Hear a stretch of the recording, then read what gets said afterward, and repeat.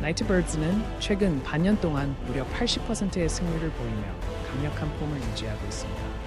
특히 hitpoint 마스터즈 윈터 우승과 뷰티에 대한 연속 승리는 팀의 결정전 능력을 증명합니다. 하지만 A티어 상대의 약점을 드러내며 아크틱 팬다스와 러스 헤어틱스에 패배한 점은 고민이 될 수 있습니다. 반면 오니언 팀은 B티어 상위권 성적으로 그들의 경쟁력을 보여줬고 특히 전략적 승리로 오비트 아노니모를 제압한 경험이 있습니다.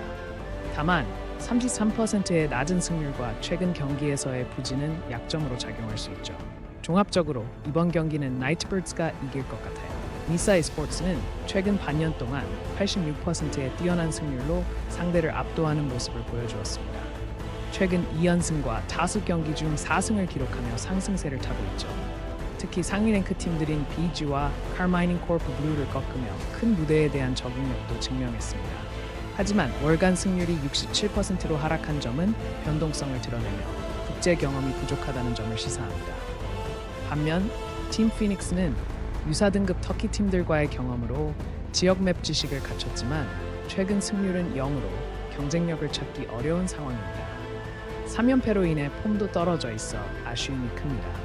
이번엔 미사 e스포츠가 승리할 가능성이 높아 보입니다. PFB e스포츠는 언더독의 지위를 잘 활용하여 예측 불가능한 공격으로 이변을 만들 가능성이 있죠. 하지만 최근 경기 데이터가 부족해 현재 폼은 신뢰하기 어렵고 단판 형식에서 경험이 더 많은 유니콘스에게 불리합니다. 반면 유니콘스 of Love Sexy Edition은 최근 뛰어난 폼과 높은 승률을 기록하며 상위 리그 대회에서도 강한 성과를 보였죠. 다만 솔라리와의 고압 경기에서 약점을 보인 적이 있어 주의가 필요합니다. 하지만 이번 경기는 Unicorns of Love Sexy Edition이 승리할 가능성이 높아 보입니다. UB 알마마터는 파우키를 상대로 압도적인 플레이오프 승리를 통해 비오승에서의 마무리 능력을 입증했습니다. 그러나 연간 승률 33%와 최근 경기 부재는 체계적인 문제를 드러냅니다.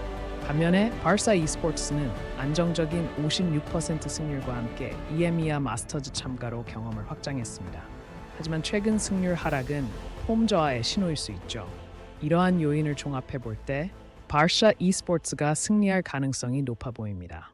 HMBL이 최근 반년 동안 압도적인 71% 승률을 자랑하며 엘라이트 윈터 결승에서의 3정 승리는 그들이 압박감을 이겨낼 수 있는 강한 팀임을 증명해줍니다.